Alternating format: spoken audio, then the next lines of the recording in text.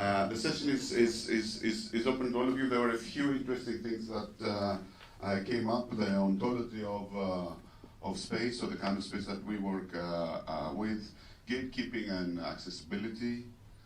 And a few of these things came up in the Spatial Audio Organization that Andrew, Lewis, and myself worked on last year. So it's interesting to see the discussion on spatial audio progressing towards those avenues. So over to you for comments and opening statements, if you like. So I can use my Catchbox microphone.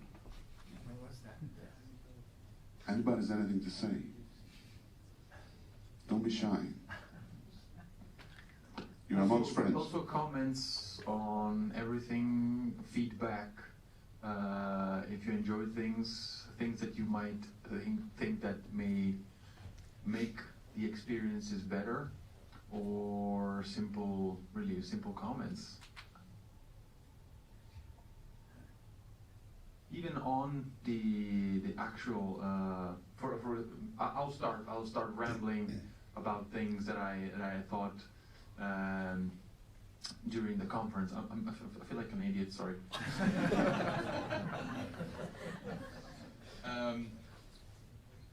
One of the things I have seen, not just during the concert, but during the whole process of making the conference. And one of the things that we were talking about yesterday, and that I think came up also with our partnership with Frank for Sounding Future, and you maybe will interrupt me here, is, and looking at the future, of course, is I believe that nowadays we have seen a huge rise in ambisonics, and I believe that this has become somewhat of a praxis. If you think about 20 years ago, more than 30 years ago, 8-channel was the praxis, or the standard, let's say, for acousmatic music. So this is very much artistically related, and 8-channel nowadays is somewhat odd, almost. During the conference, we had a couple of issues, for instance, with 8 channels, not because we had issues with the format itself, but for instance with Trevor piece, it needed to be in a certain spatial layout. So it had to have the central speaker, while other pieces didn't. So we had to find a way to arrange that, something that with ambisonics it's not a problem, of course. This is to say, not just that in some way 8-channel now is somewhat less used, but that ambisonics as praxis will become obsolete at some point. And what do you think will be the way that we move forward? What will be next after ambisonics? Because now we're seeing all the pieces, 7th order ambisonics, 5th order ambisonics. But what next? What will be the next way to make music for our personal interpretation, our personal ways of listening acousmatically? And this is where I leave it to you.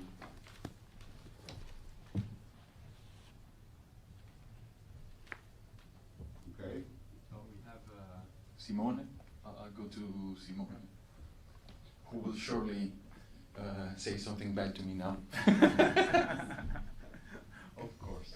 No, I think the question is interesting. Of course, I have no answer because, or let's say, I would like to just drop another topic that is, we yesterday performed in an ambisonic environment, but we were outside the environment. So we were doubling the issue of the sweet spot that we are facing in ambisonics. And also as audience, we are facing this, and many of us, or basically 90% of us, were not listening in the right place, the concert. So this is still for me an issue. So I still believe that, in a certain sense, the practice of acousmatic diffusion is still relevant, as we are in an acousmatic context. So in terms of the capacity of being more adaptive to different venues, though the advantage of the ambisonics is clear to everybody. So it's not about discussing the function or the advantage of that kind of format. But anyway, it's something I think we have to think about in a performative way. Whether it is performative in the sense of diffusing the music, whether it's playing the music inside it, right?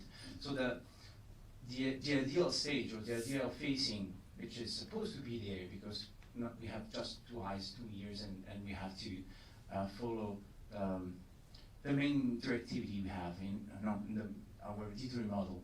But the question is that enough? Is we exploiting the system in the best practice, or there are more things to do? That's my. So I'm not basically answering to your question, but I'm just adding some questions to it. Giuseppe has something to say. Oh, great. Yes. Amazing. Yeah, thank you for the input. I also believe that acousmatic diffusion, stereo diffusion is still very much relevant, and it's a practice that hopefully will never die.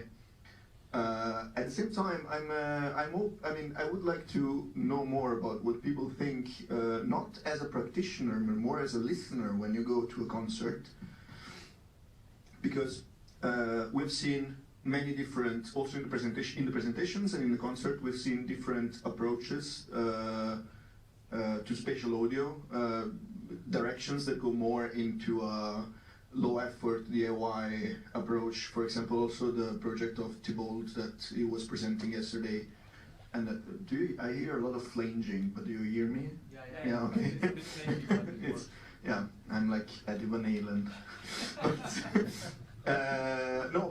So I think that when you enter a room where music is going to be played, you in a way accept some kind of contract, which is based on expectation. You enter with some expectations and you receive something from the room. When we enter into a room where music is going to be played in this kind of, is played on an acousmonium, for example, the audience is never going to be sitting in what is the sweet spot of the acousmonium anyway. So also in relationship to what you were saying earlier, of course everyone is going to listen to a different thing, but we don't problematize that as much as we do with ambisonics, because we have an expectation of correctness and this notion of the sweet spot and trying to make it as large as possible, increasing density of the loudspeakers in order for everyone to listen correctly.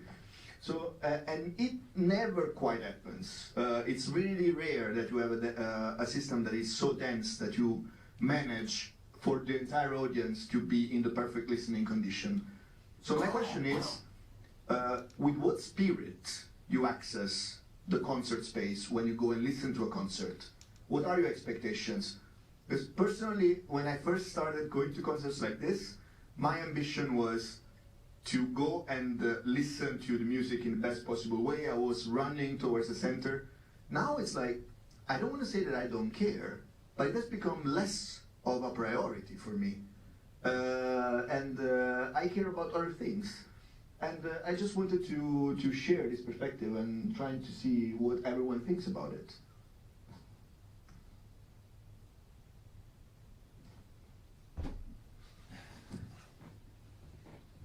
Could I maybe? Yeah, Frank, please. Oh, Jakob, yes.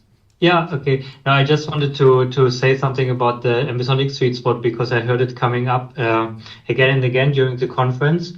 And so it's true, we need quite a high number of loudspeakers, then we can use higher orders of ambisonics. But then the sweet spot is so large that we actually talk about a sweet area. And this includes basically the whole audience. And when you look in the research from Matthias Frank at the IEM, they actually showed that in fifth order, the area is so large that you can sit really close to the loudspeakers and it's still completely fine. So I don't think it's still such an issue that there are just like a couple of seats in the center for what it's working. Otherwise, we wouldn't do concerts, ambisonics concerts all the time, if we were thinking there's just a really small sweet spot in the center. So for lower orders, that's of course true. And for higher orders, of course, you need a couple of more speakers. But especially when you just work with a horizontal ring, it's not too much. So we at the IM, we have 26 loudspeakers. Of course, that's a high number, but just the horizontal ring are 12 loudspeakers. And in my opinion, horizontal is already really great. And so, yeah, so with a sweet spot, I don't think that's such a big discussion anymore, or it shouldn't actually. Yeah, so you want the cube or the microphone? Cube is more fun.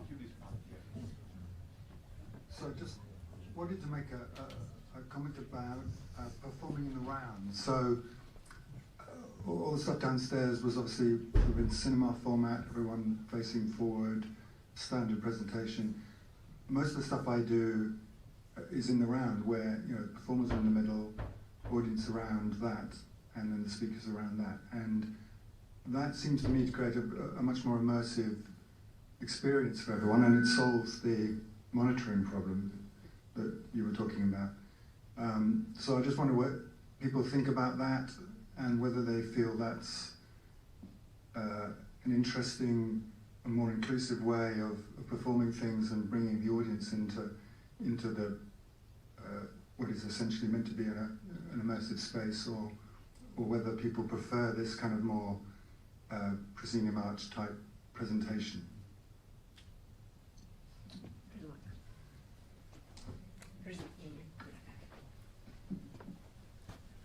I totally agree. I think centering the performers also kind of invokes in itself a circular perspective, and even if the listener is not positioned entirely in the sweet spot, there's still a notion of what is around you. And I think what we've talked about a lot today and yesterday in regards to space and composition is not where something is in space, but how it has traversed space. And I've thought a lot about how in my performances of spatial pieces to groups of people, they only really notice the velocity of an object moving, or where it was and where it is now, and not a static placement. And I think that is also kind of a worthy thing, and with an argument against the sweet spot, not that I'm making one, but that just to hear the change of space is enough for the listener, rather than to hear the full construction of the sound field.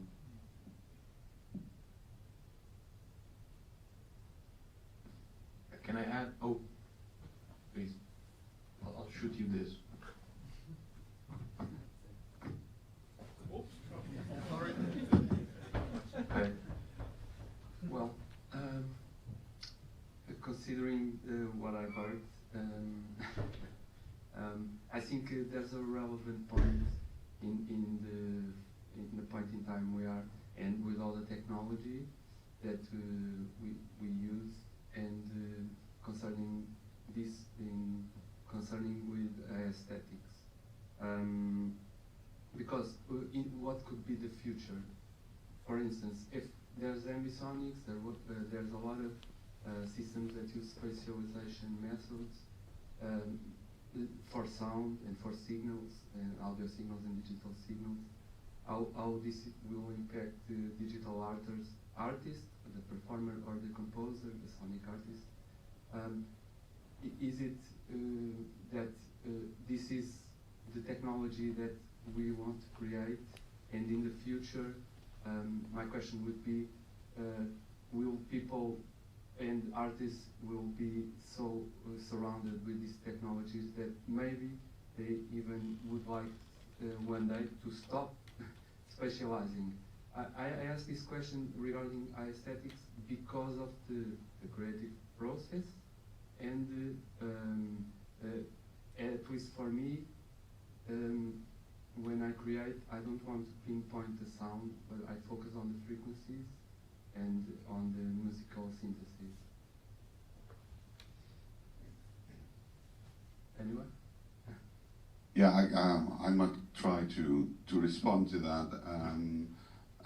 We heard quite a bit about how it's becoming space becoming part of the language. It's something that's considered alongside every every other parameter. So I'd see it being very difficult to go back. I mean, as a personal reflection is that there's no way.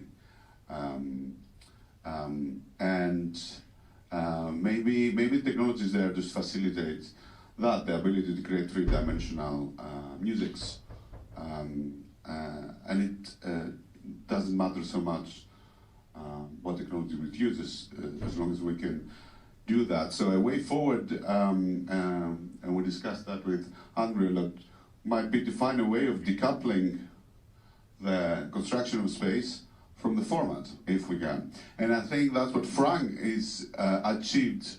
Frank and Jacob to a great extent with the website and how they via Ambisonic translate any format into a special experience. So can I ask Frank what the motivations were initially to start this work, and do they relate to what we're talking about?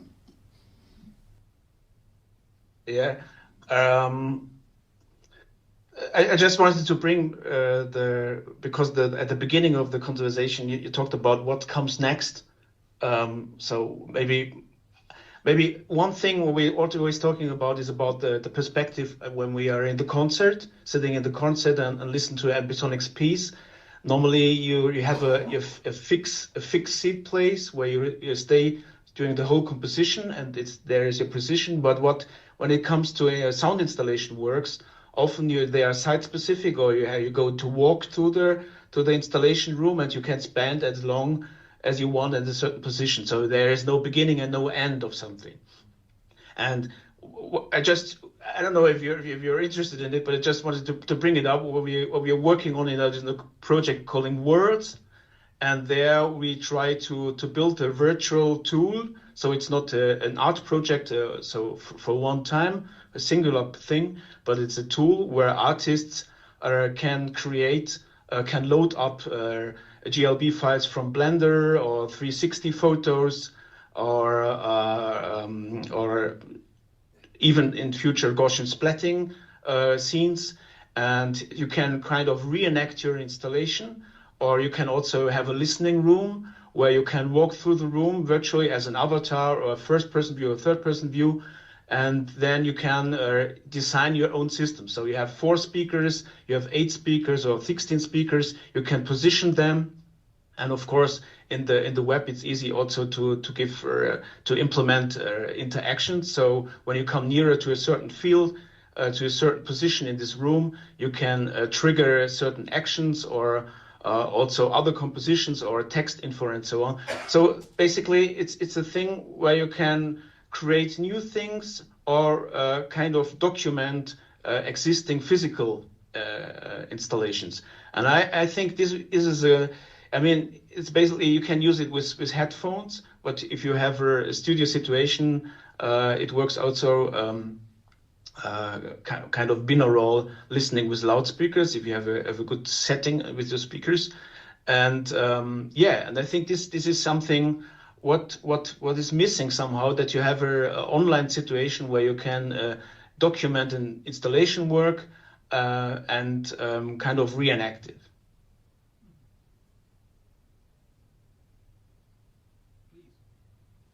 Yeah, it was about the sweet spot also. I did read about the Allroad technique, and I think it solves the faces, but it doesn't solve the proximity to the speakers.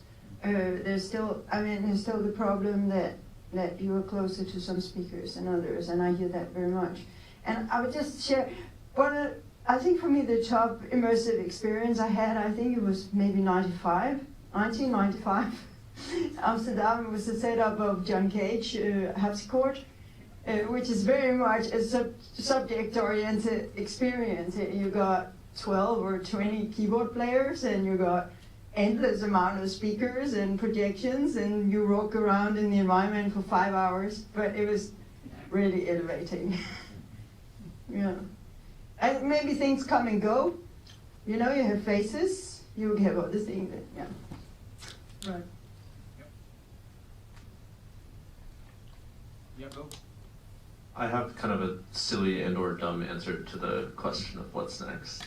I think what we care about is not actually the fidelity of something or how good or bad it is at doing any particular thing, but the assumptions and limitations it offers. Like, the real space of all possibilities to organize sound in is all space and all time. And we are discovering different limitations and predicates that we can put over this. And the reason that we have sort of praxis that emerge is that we, as a group of people who like to make music, want to converge on something where we understand the contract.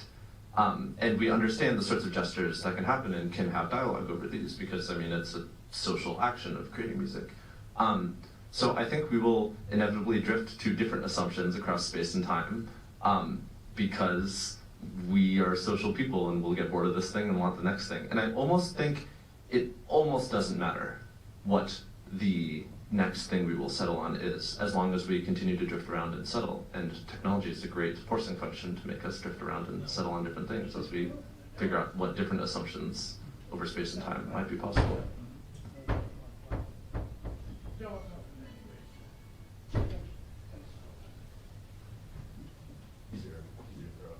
Thank you.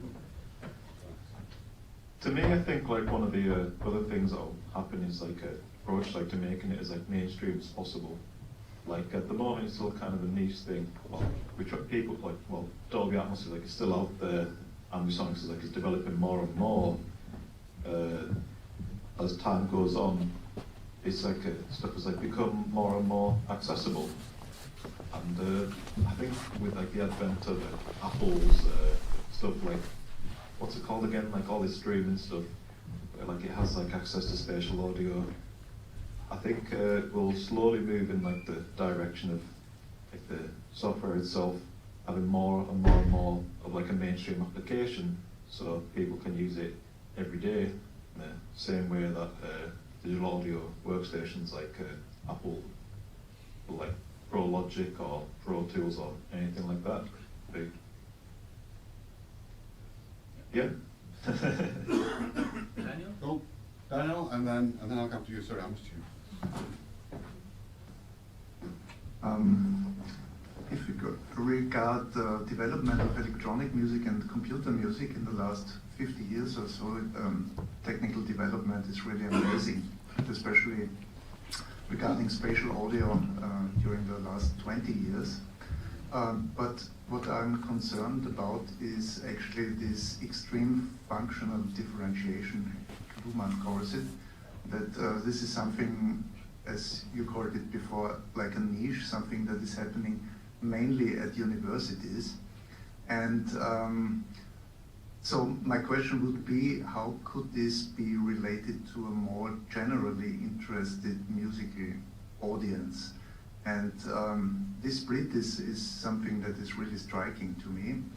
And that's also one reason I think thinking in discrete channels is not bad, because it's much easier for smaller organizers that are not able to afford a dome.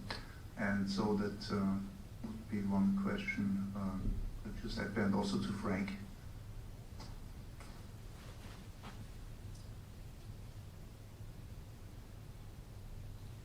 Yes, you asked me, yeah? I have just a room mic and sometimes it's unclear. So the question was, how could we reach more people outside the university academic field for listen to 3D audio? Yes. Okay, yeah. So I think this is all what we're trying to do about with the platform and Sonic Future to bring diverse communities. And yeah, until now I think we have over 20 partners, not all of them, but coming from very, very different places, and some from universities and festivals and so on. And I think by inviting different people from festivals, because the festivals, they are kind of gatekeepers and at the same time gate openers, in that sense that they will join people from universities, people from the free field, from the independent music field at the same festival, and they join each another. And well, we try to bring these people together, and also what we got as feedback that people find out what different ways you can work with 3D audio. So there are very, very different approaches than in every music, but sometimes the cliche is, of course, that you have 3D audio is academic music at universities, but there is a lot of more. And we have at the platform, we have people from pop music field, pop experimental field. They are also working with ambisonics. And I think right now in the last 5 years, there's kind of a push there that people, of course, the tools are there, free tools, a lot of free tools, and the people are curious. And also companies like DB, loudspeakers, they were at CTM in Berlin, so not a festival what is quite known for 3D audio, but they discovered it somehow now, and I think it will just spread in the next years. And the best thing what we can do, I think, that we show up the different themes, present different artists, and hopefully a lot of more people get fascinated by 3D audio. Apple announced 5 years ago that music changed forever with the arrival of spatial audio. So it was welcome to the party. So things are changing, I think.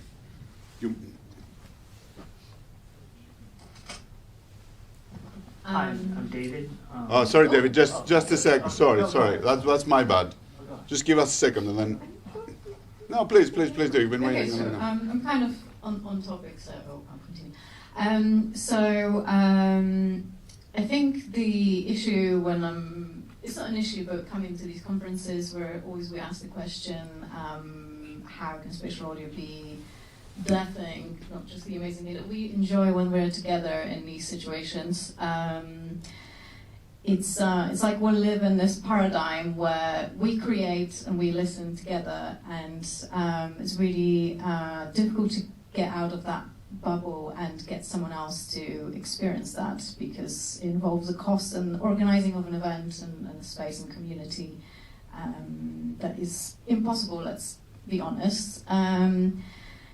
And also, what's interesting being here, I'm really pleased to actually see that so many people are working with ambisonics, and they're really pushing the boundaries of how it can be used. Because in many places where I've been involved in teaching, etc., actually ambisonics are kind of being faded out as a practice, and Dolby Atmos is the main focus. Which has its benefits, though, because it does expand perhaps into different genres or practice of music making. So people who normally would make electronic music feel like it's something easier to get hands-on with through Dolby Atmos, because it's got some easier tools perhaps than thinking about sonics. But where I'm going with this all is what I found is really important is something that we all overlook, which is binaural audio, as a way of delivering this experience to those who are not going to come to this conference. So, and that is 19% of people will be those who experience that on headphones. So we really need to stop that being the afterthought to help people experience it. And it's only going to be a fraction of the experience, but how can we actually make it more than a fraction of the experience is within how we're going to mix it binaurally. So obviously hats off to Sounding Future for already doing work on making sure that all sounds good and is actually accessible. But if you look at mixes in Dolby Atmos, the binaural versions are always the lower grade version of their mixes. So it's our responsibility as well to provide that accessible version in the best possible quality and not overthink that. Thank you. Yeah, absolutely. David? Okay, so I actually work in commercial music, and I know some of the Dolby developers and all the inside. And actually, you can stream very easily Dolby Atmos mixes if you have the speaker set up at home, or like 5.1, 7.1.2. You get the interface that can handle it like a Focusrite. So my question is, when will we be able to stream ambisonic works in our studio? Will Sounding Futures be able to do that? Yeah, that's a very good one. Frank, are you thinking about that? So streaming B format so we can all decode where we are. Is that what you're thinking? Yeah. Exactly. Yeah. Yeah, I mean, as usual, it's all a thing about the money. we had the programmers here. Actually, I'm working when I put the other hat on, I'm working at a festival called Music Protocol, and it's a festival of contemporary music. We did it a few years ago. We streamed the festival in ambisonic third order with head tracking. So you just needed the webcam to track your head. And it worked really well, even with video. So, but of course, when we wanted to bring it to the platform, we need it on a platform level. And I talked to the people, I don't know if you know the IMF format from Samsung, Google, and etc. This free format, what they will use in future, maybe on YouTube. Yeah, it's definitely an option, but this is kind of a high-skilled programming work to bring that on the platform. And we have here in Graz people who can do it, but these are companies, and as we are an independent and poor platform that has not this financial background to have the programmers, to pay the programmers for doing this. We're waiting. We're trying to get projects, EU projects, and other corporations, but it's really hard to, because everybody is in the art world. Everybody is saying, oh, there is no artwork at the end. So in building infrastructure, and when you're not earning money with it, it gets hard to find people who are motivated to work on that. But it's definitely a thing. We also had the plan to build a VST plugin, so that you can choose to track from the platform what you want to play, and you can directly plug it in as VST plugin to Reaper and play it on your loudspeakers. Yeah, so the plans are there, but it takes some funding there. Hi, I own a Dolby Atmos professional studio, a Dolby certified studio. I've been working for 30 years in professional studio recordings. I teach sound engineering, but I'm also an experimental music composer. So I have this double hat a little bit. What I can see also, either with my students, but also in the conference, where I go, there is a little bit a gap between Dolby Atmos, for example, technologies and commercial technologies, and ambisonics or scene-based spatial audio. In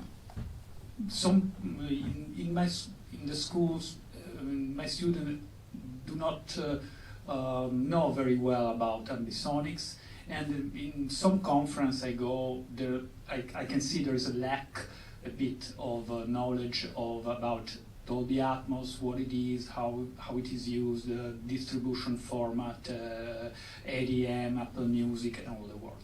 So maybe it could be interesting to give a little bit more information and diffusion for both sides. Also to have a community and make a wider community for the young people from one side, the academic side, and more the mainstream side. And so this is just an experience I want to bring, because I'm in a position where I'm a little on the both sides, and so I can see this situation. Would you like to respond to that?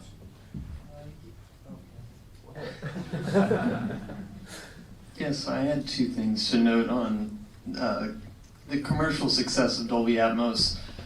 I have many personal friends and colleagues who are more so in the studying music industry and participating in it, and I think there are a lot of affordances in regards to Atmos, and when we're considering object-based rather than ambisonics, where there's much more of an approach of authoring a sound field.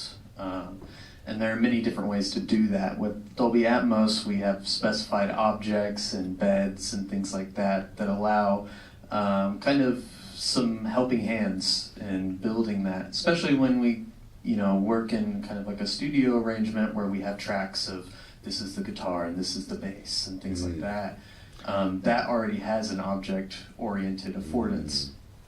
And in regards to streaming B format, I think that we haven't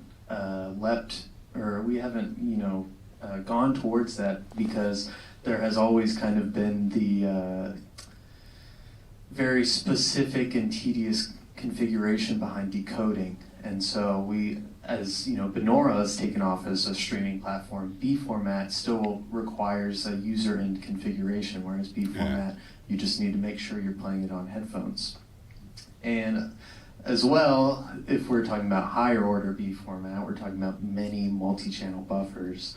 And Atmos, we are streaming largely like metadata and descriptions of what this is. So, those are my comments. Yeah.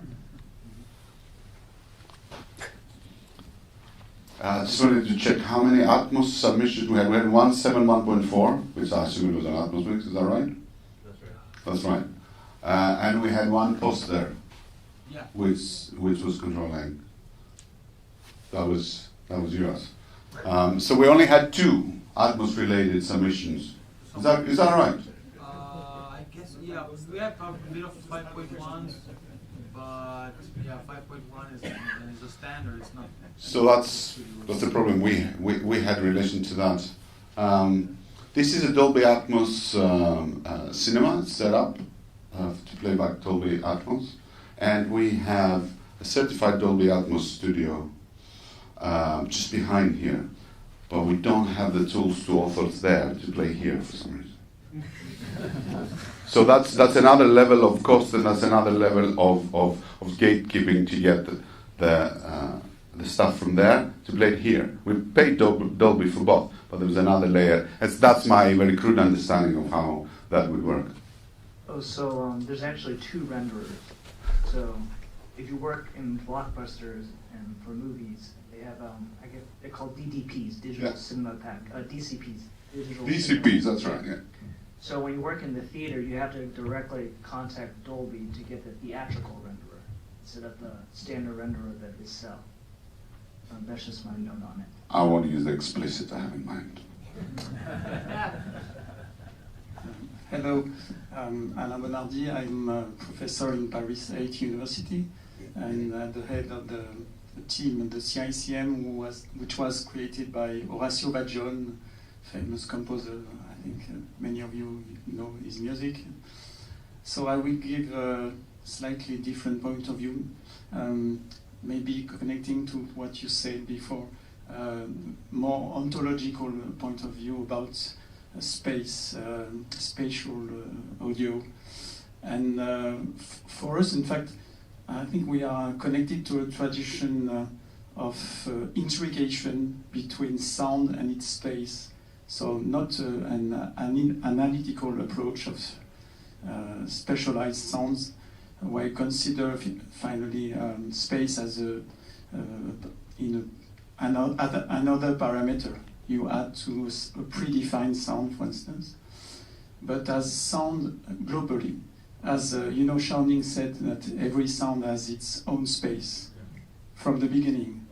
Yeah, and I think what we do in our university and our researches and our teaching is consider, for instance, ambisonics as a way to decompose space so that we can intricate the operations of sound synthesis, sound transformations in the various levels of ambisonics. And maybe what we are looking for, as with many of you and many other colleagues, other research teams, other composers, is a way to, what will come next, is different ways of making this integration. and creative native spatial sounds. We have time for one more question. One more contribution.